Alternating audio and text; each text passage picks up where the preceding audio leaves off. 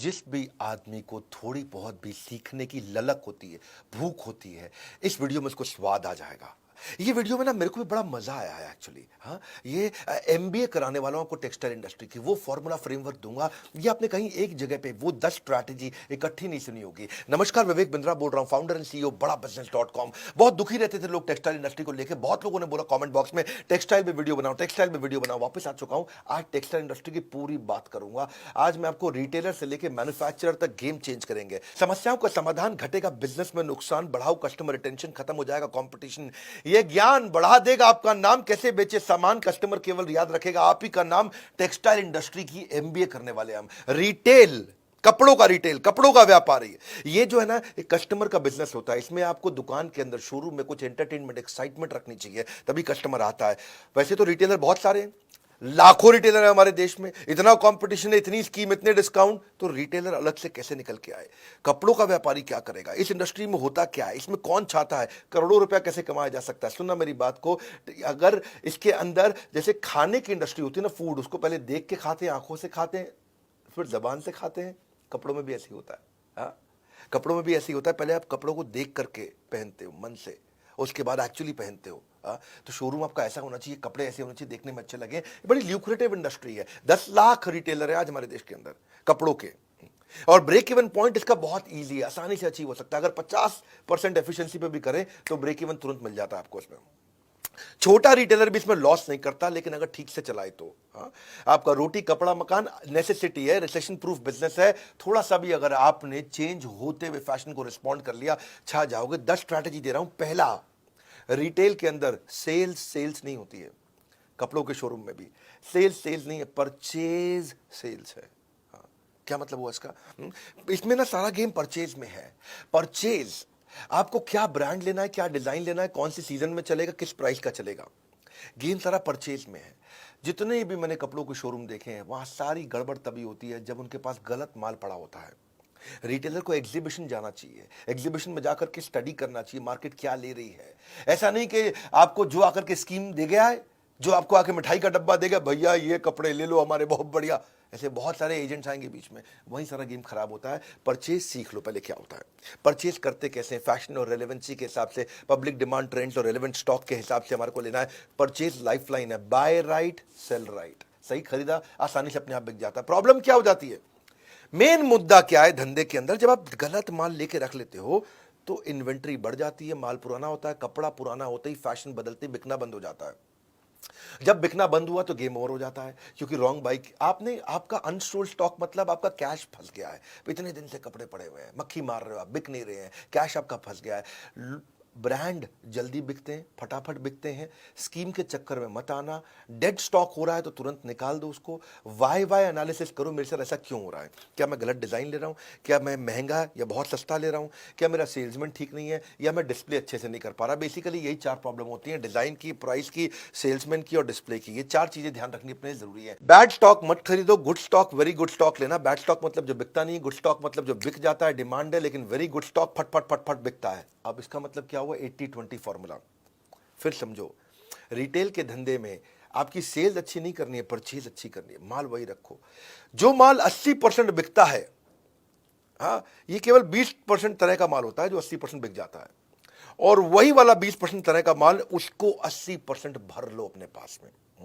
80% of that 20% जो आपको 80% growth देगा। ये है मेन मुद्दा इसके अंदर। हाँ, इसको बोलते हैं एबीसी एनालिसिस या एफएसएन analysis, fast moving, slow moving, non moving. जो जल्दी बिकता है उससे शोरूम भर दो, जो धीरे बिकता है उसको केवल 15-20% रखो, और जो नहीं बिकता है उसको 2-5% से ज्यादा कभी मत रखो।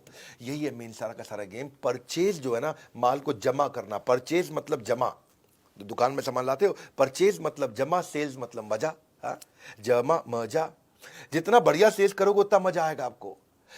लेकिन क्या है, आपका अगर जब जमा राइट है तो sales becomes easy and light. When the जमा इज राइट, यानी कि purchase is right, sales becomes easy and light. But when जमा इज रॉन्ग, गलत सामान ले आए, sales delays for very long. मुद्दा यही है। व्हेन जमा is right, sales becomes easy and light. When जमा is wrong, sales delays for very long. अगर आपने ईबीओ खोला है, वहां तो आसान है, एक्सक्लूसिव ब्रांड आउटलेट बोलते हैं, मतलब एक कंपनी का शोरूम खोल लिया। वहां तो आसान है, वहां तो कोई कंफ्यूजन ही नहीं है। जो बड़ा ब्रांड है वो खुद ही मर्चेंडाइज ढूंढने में आपको मदद करता है, वही आपको कौन सा माल लेना है, कितना माल लेना है, इस मार्केट में क्या चलेगा, मार्केट इंटेलिजेंस देता है, प्रोडक्ट मार्केट फिट आपको बना के दे देगा। हाँ, तो वहां पे आपके लिए, क्योंकि अगर अच्छी सेल हो रही है तो आपके ब्रांड पे भी इंपैक्ट करेगा, तो वो खुद ही कंपनी करके दे देती है। लेकिन अगर आपका ईबीओ नहीं है, मल्टी ब्रांड आउटलेट है, तो आपको परचेज समझदारी से करनी है। दूसरा, स्टॉक आउट इज पॉइजन। देखो, जो माल ज्यादा बिकता है ना, वो अगर स्टॉक आउट मतलब क्या होता है कि भाई सामान खत्म हो गया है, बिकने वाला माल वो खत्म हो गया है। देखो, अगर कुछ स्टॉक फालतू रखा है ना, उसका जो नुकसान है आप कैलकुलेट कर सकते हो कि भाई मेरा 50,000 रुपए का माल फालतू पड़ा है, उस और वो बिक नहीं रहा, मतलब 50,000 रुपए फंसा हुआ है। लेकिन जो माल बिकता है वो नहीं है, तो कितने सारे कस्टमर वो ले जाते जो लेके नहीं गए, वो आपको पता भी नहीं चलने वाला। तो जो स्टॉक आउट यानी कि माल ना होना, यानी कि जो बिकने वाला माल है वो ना होना, ये आपके धंधे के लिए जहर है। अगर आपके पास स्टॉक कम पड़ा है, अंडर स्टॉक है या गलत स्टॉक है, इसका कारण तो या तो लैक ऑफ फंड, आपके पास पैसे की कमी है, वर्किंग कैपिटल मैनेज नहीं करना आ रहा है, या माल अगर जल्दी बिक के खत्म हो गया है, इसका मतलब आपको पता ही नहीं कि पुअर डिमांड फोरकास्टिंग है, आपको आइडिया नहीं है आपके पास क्या बिकता है। या फिर खत्म हो गया, इसलिए खत्म हो गया क्योंकि पीछे से आपको सही सप्लायर नहीं है, वो सप्लाई डिले कर रहा है इसलिए, या आपको इन्वेंट्री ऑटोमेशन नहीं आता। आप बात को समझे कि डिमांड होते हुए भी माल को ना बेच पाना, ये बहुत बड़ा ब्लंडर है। हाँ, कस्टमर भी चला जाएगा, आपकी इमेज भी चली जाएगी और दूसरे के पास चला जाएगा। तो आप क्या करिए, परेटो प्रिंसिपल जो मैंने बताया था, जो 20% माल 80% बिकता है, उस माल का हर महीने फ्रेश बाइंग करते रहो, शोरूम नया लगेगा। आप फ्रेश बाइंग हर महीने करते रहो, शोरूम नया लगेगा। आपको वर्किंग कैपिटल मैनेज करनी आनी चाहिए, आपको ट्रेंड और फैशन पकड़ में आने चाहिए। आप या तो ईबीओ खोल लो, दो पाए, या तो एक्सक्लूसिव ब्रांड आउटलेट खोल लो। भाई जिस कंपनी, वो कंपनी खुद ही बता देगी क्या बिकता है क्या नहीं बिकता, उसके पास ईआरपीज हैं, सॉफ्टवेयर हैं, बता देगा। और आप ईबीओ नहीं खोलना चाहते, अपना ही एमबीओ चलाना चाहते हो, तो फिर ईआरपी खुद लगा लो। रेडी सोल्यूशन आजकल ईआरपी के बहुत सारे आ रहे हैं, वो लगा लो, काम हो जाएगा। लोकेशन जो है ना, इसमें बड़ा गेम चेंजर है। आपके शोरूम का, आपके स्टोर का, आपकी कंपनी का लोकेशन कहाँ पे है, फिजिकल लोकेशन से बात बनती है। भैया अगर लोकेशन कमजोर है, कस्टमर ही नहीं आ रहा, तो बेकार है। आपका जो प्राइमरी कस्टमर है ना, जो 60 से 80% कस्टमर वैसा होता है जो माल खरीदता है। सेकेंडरी मतलब 15% कस्टमर ही कभी कभी लेता है। टर्शरी मतलब वो कस्टमर जो माल खरीदता ही नहीं है। इसका कैलकुलेशन करना सीख लो, ये कैसे मिलते हैं, इसके कुछ तरीके होते हैं, ये मिलते कैसे हैं, क्या फैक्टर होते हैं। आप जहां दुकान खोल रहे हो, वहां कस्टमर आपके काम के रहते कितने हैं, वो पढ़े लिखे कितने हैं, यहां पे चलने वाले पैदल ग्राहक कितने घूमते हैं, इनकी उम्र क्या है, जो प्रोडक्ट आप बेच रहे हो वो उस उम्र के लोगों को देना है कि नहीं देना है, किस प्रोफेशन के लोग रहते हैं आसपास। कुछ इलाके होते हैं जहां व्यापारी ज्यादा रहते हैं, कुछ इलाके होते हैं जहां अपार्टमेंट होती हैं, सोसाइटीज होती हैं, हाई राइज टावर, वहां नौकरी करने वाला ज्यादा होते हैं। इनकम ग्रुप कैसा है, लाइफस्टाइल कैसा है, धर्म क्या है उनका, प्राइवेट व्हीकल उनके पास है कि नहीं है, उनकी उनकी स्पेंड करने की क्षमता कितनी है। आसपास जहां आपने शोरूम खोला है, वहां कोई मेट्रो जाती है क्या, वहां कोई बस जाती है, ऑटो आता है, पब्लिक ट्रांसपोर्ट है वहां पे। ये चीजों को देखो तब आपको समझ में आएगा यार, यहाँ लोकेशन ठीक है, यहाँ माल अपने को शोरूम खोल देना चाहिए। चौथी स्ट्रैटेजी, बड़ी कमाल का गणित दूंगा इसमें मैं, ये रियल कंटेंट है भाई साहब। हाँ, brand gives you better inventory turnover. क्या मतलब हुआ बेटर इन्वेंट्री टर्नओवर, मतलब बेटर आरओआई। इसका मतलब समझो, केस स्टडी से समझाता हूं। मोबाइल के दो ब्रांड लेते हैं, जियोनी और शाओमी। जो दुकानदार है ना, उसको शाओमी केवल 4% मार्जिन देता है, जियोनी 12% मार्जिन देता है। लेकिन फिर भी कौन, मतलब कमाई किस में जा रहा है, जियोनी में कि शाओमी में, जियोनी में। जियोनी 12% दे रहा है। हाँ, यानी कि आपने 1 लाख रुपए का मोबाइल बेचा जियोनी का, तो आपको 12,000 रुपए कमा लोगे। शाओमी का 1 लाख रुपए का मोबाइल बेचा तो केवल 4,000 रुपए कमाओगे। तो आदमी कहे भाई जियोनी ज्यादा रख लो, लेकिन वो शाओमी रखता है ज्यादा। पूछो क्यों? क्योंकि समझो यहाँ पे दो आपके बड़े अच्छे से खाने बने हुए हैं जहां आपने मोबाइल रखे हुए हैं, है कि नहीं, रैक अंग्रेजी में बोलते हैं। यहां 1 लाख रुपए का जियोनी पड़ा है, यहां 1 लाख रुपए का शाओमी पड़ा है। जियोनी 1 लाख रुपए का पूरे महीने में एक ही बार बिकेगा, यानी कि एक महीने में 1 लाख रुपए का आपने जियोनी बेच लिया, तो आपको उस पर कितना बच गया, 12% के हिसाब से 12,000 में बच गया। लेकिन शाओमी इतनी तेज बिकता है, इतना ज्यादा बिकता है, इतना ज्यादा बिकता है कि ये 1 लाख रुपए का माल बिक गया, फिर आपने खरीदा, फिर बिक गया, फिर आपने खरीदा, फिर बिक गया, फिर आपने खरीदा। आपने फंसाया तो 1 ही लाख है, लेकिन ये 10 बार बिक गया। इधर 1 लाख का माल एक बार बिका, शाओमी का 1 लाख का माल 10 बार बिक गया। शाओमी दे तो रहा था 4%, लेकिन उस 1 लाख पे आपने 4% 10 बार कमा लिया, यानी कि आपने यहां 40,000 रुपए कमाया, और यहां आपने 1 लाख पे केवल 12%। 12% देखने में अच्छा था, पर ये एक ही बार बिका तो आपने 12,000 कमाया। तो इस 1 लाख पे अपने महीने में 12,000 रुपए कमाया, इस 1 लाख पे महीने में आपने 40,000 रुपए कमाया, क्योंकि माल 1 ही लाख का रखा था, बिक रहा है, आ रहा है, बिक रहा है, जा रहा है। आप तो 1 ही लाख का माल फंसाते हो ना, अपना पैसा तो 1 ही लाख फंसाया दोनों जगह पे आपने, पर ये कम बार बिका जियोनी, तो यानी कि एक बार बिकने पे आपको 12,000 कमा के दिया, 10 बार 1 लाख का माल बिकने के कारण आपको 40,000 रुपए कमा के दिया। इसको बोलते हैं आरओआई। मतलब ये है कि अगर आप अच्छा ब्रांड रखोगे तो वो आपका ब्रांड बना देगा, और लोकल आइटम रखोगे तो आपको भी जिंदगी भर लोकल बनाए रखेगा।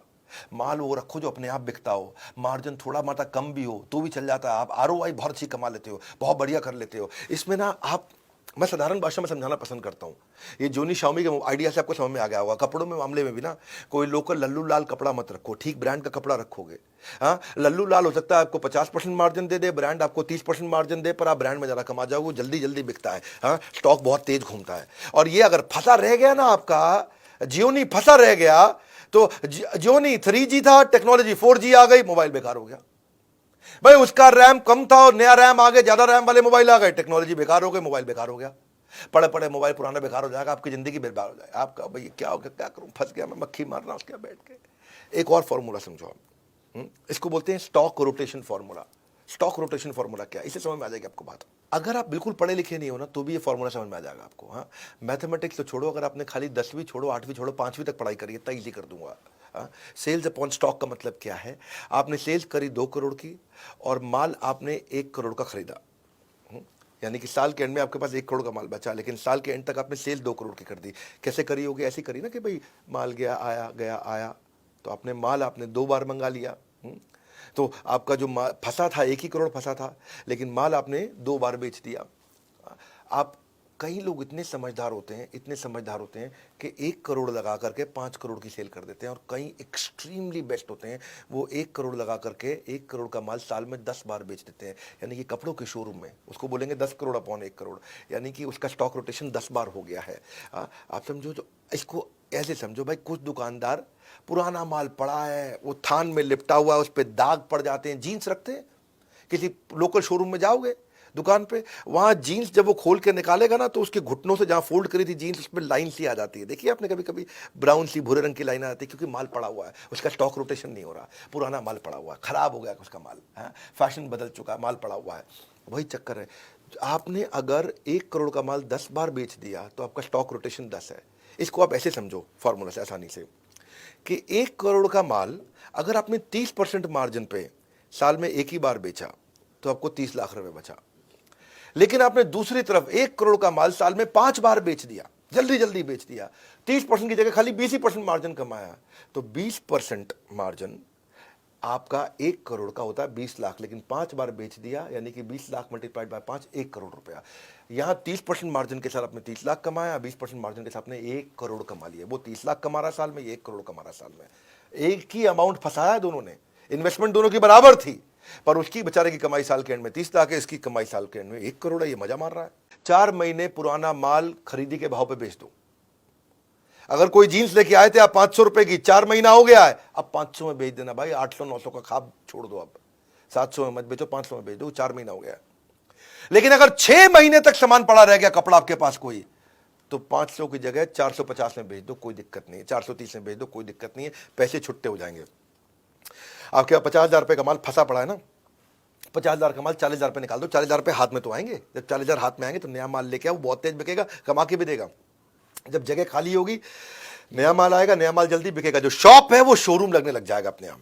कस्टमर के हिसाब से खरीदो भैया। कई लोग आएंगे आपको स्कीम देंगे, अरे भाई साहब 3 जीन्स ले लो, साथ में 3 जीन्स फ्री दे रहा हूं, वो स्कीम है। हो सकता है कस्टमर ना ले रहा, वो कस्टमर वही लेगा जो कस्टमर को पसंद आता है। कस्टमर के हिसाब से माल खरीदो, स्कीम के हिसाब से नहीं कि जो डिस्ट्रीब्यूटर डीलर आके आपको स्कीम दे जाता है। हाँ, तो आपके लिए देखो एक चीज और अच्छी बताता हूं, आपको आरओआई अच्छा निकालना है ना, टेलर रख लो अपने पास। टेलर के साथ बहुत कमाई होती है भैया। शोरूम खोलना मुश्किल है, टेलर रखना आसान है। पर क्या शोरूम तो आप खोल लेते हो, उसके बाद टेलर के खर्चे आपको चुभने लग जाते हैं। हाँ? आप क्या है कि आप $1 खर्च कर देते हो, 1 पैनी में दिक्कत आती है। 2,000 का नोट खर्च कर देते हो, 2 रुपए खर्च करने में दिक्कत आती है। टेलर रखो। देखो रेस्टोरेंट वही चलता है जहां शेफ अच्छा हो, इसी तरह कपड़ों का शोरूम वही अच्छा चलता है जहां टेलर अच्छा हो। शेफ लाना मुश्किल नहीं है, रेस्टोरेंट खोलना मुश्किल है। आप अगर रेस्टोरेंट, ये बड़ा इंपॉर्टेंट है चीज को समझना कि टेलर छोटी छोटी चीजें आपके लिए अच्छी इतनी तेज कर सकता है सर्विस के मामले में कि आपका कस्टमर वापस आता है लौट करके। मैं ना इस रिटेल इंडस्ट्री के अंदर, इसके अंदर ये जो हमारी टेक्सटाइल इंडस्ट्री है, इसमें सियाराम एक अच्छा ब्रांड है। उसके जो ओनर हैं, चेयरमैन है मिस्टर रमेश पोदार, हमारी बड़ी मित्रता है उनसे, बड़ा प्रेम है, बहुत बहुत वार्म और कॉर्डियल रिलेशनशिप है मेरा। तो मैंने सोचा कि टेक्सटाइल की बात कर रहा हूँ, तो मैंने रमेश जी को फ़ोन लगाया। मैं कहा नमस्कार रमेश जी, कैसे हैं? वो नमस्कार बिंद्रा जी, बहुत अच्छे हैं। बड़ा उनसे प्यार है। वो मेरे को उन्होंने कुछ कपड़े भी गिफ्ट किए अपने, बोले मैं सियाराम के सूट पहनूँ आप बिंद्रा जी, ये भी मैं सियाराम का सूट पहना हुआ है। तो मैंने जब उनसे बात किया, मैं कहा उनसे भी थोड़ा चीज़ें समझता हूँ, तो मैं उनकी भी स्ट्रैटेजी बताता हूँ। ये 1978 की कंपनी है भैया, सियाराम, जे हेम्स्टेड, कैडनी, ऑक्समबर्ग भी बड़ा ब्रांड, सब इन्हीं की 80 मिलियन मीटर जो है ना बनाते हैं, कि 40,000 आउटलेट पे माल बेच रहे हैं। 100 करोड़ तो उन्होंने 1991 में पहला कर लिया। देसी ब्रांड लेकिन इंटरनेशनल अपील है इनका। ये रिलेशन इनके साथ ऐसा है कि इन्होंने देखा कि डॉक्टर विवेक बिंद्रा बड़े वर्ल्ड रिकॉर्ड बना रहे हैं, तो इन्होंने भी रिटेलर्स के लिए एक इवेंट किया था और उसमें इन्होंने गिनीज वर्ल्ड रिकॉर्ड बनाया था। मुझे बोले कि आपसे इंस्पायर हुए, आपके देखा देखी हमने भी वर्ल्ड रिकॉर्ड बनाया। तो सियाराम के रमेश पोदार जी से एक और स्ट्रैटेजी मुझे समझ में आई, space utilisation is revenue maximisation. कई बार लोग शोरूम खोल लेते हैं। अब एक भाई थे हैदराबाद के, और उनका जो शोरूम था, उनका जो स्टोर था, वो 6,000 स्क्वायर फीट का था। 3,000 स्क्वायर फीट ग्राउंड फ्लोर पे, 3,000 स्क्वायर फीट फर्स्ट फ्लोर पे। तो ग्राउंड फ्लोर पे उन्होंने बना रखा शोरूम, बहुत बढ़िया, चकाचक लाइट, बहुत सुंदर, मतलब अंदर घुसो तो देख के बड़ा हो मजा आ जाता। और ऊपर उन्होंने बना दिया गोडाउन। तो रमेश भाई वहां गए, उनसे मिले, उन्हीं का रिटेलर था। तो रमेश भाई बोले, अब सियाराम के चेयरमैन है तो सामने वाला बात सुनता भी है उनकी। बोले यार तुम गलती कर रहे हो, प्राइम लोकेशन पे, हैदराबाद की सबसे महंगी रोड पे तुम्हारा ये शोरूम है, और फर्स्ट फ्लोर को तुमने बना रखा है गोडाउन। गोडाउन सस्ती जमीन पे बनाओ, तो ग्राउंड फ्लोर पे भी शोरूम कर दो, फर्स्ट फ्लोर पे भी शोरूम कर दो, स्पेस को यूटिलाइज करो।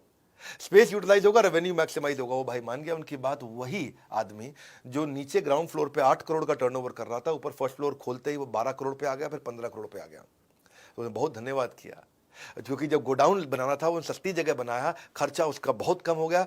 वरना अगर ऊपर फर्स्ट फ्लोर जो इतनी प्रीमियम लोकेशन थी, उससे फट फट फट फट तेज कमाया उन्होंने। तो स्पेस यूटिलाइजेशन जब करोगे तो उसमें देखो, मैनेक्विन अच्छे से डालो, ट्रायल रूम बनाओ, शीशे लगाओ, डिस्प्ले शेल्फ अच्छे लगाओ, डिस्प्ले काउंटर बढ़ाओ। जितना अच्छे से स्पेस को यूटिलाइज करेंगे ना, उतना रेवेन्यू मैक्सिमाइज होता है आपका। इफेक्टिव ट्रेनिंग मतलब हायर कन्वर्जन।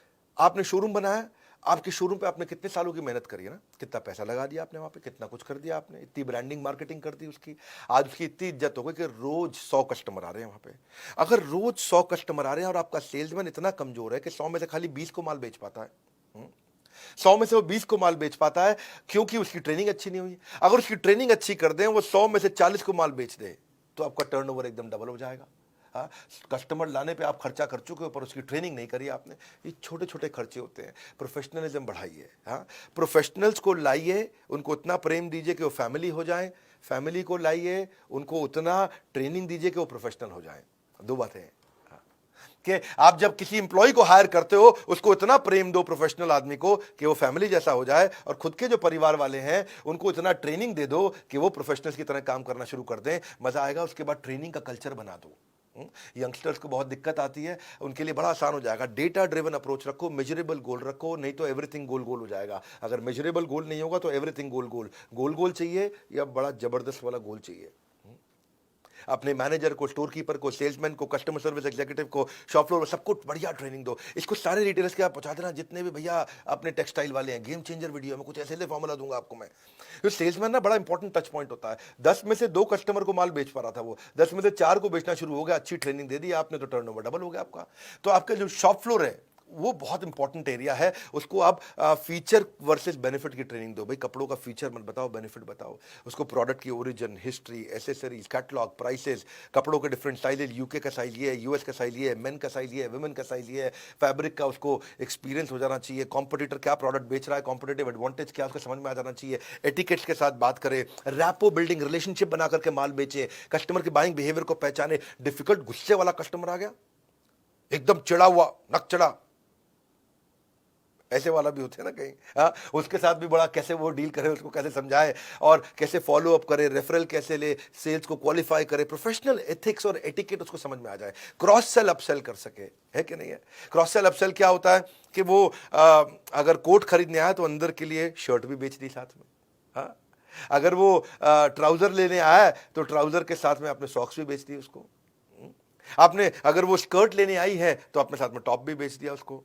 तो उसको क्रॉस सेलिंग। अप सेलिंग क्या है, अगर वो 2000 वाला ले रहा है तो उसको 2000 की जगह 3000 वाला माल बेच दिया। एस्पिरेशनल सेलिंग कर दिया। कस्टमर का मन कैसे मोह ले ताकि सेल्स अपने आप ही हो ले। हाँ, कस्टमर का मन कैसे मोह ले, सेल्स अपने आप ही हो ले, इससे आपका आरओआई निकल के आएगा, गेम चेंजर है।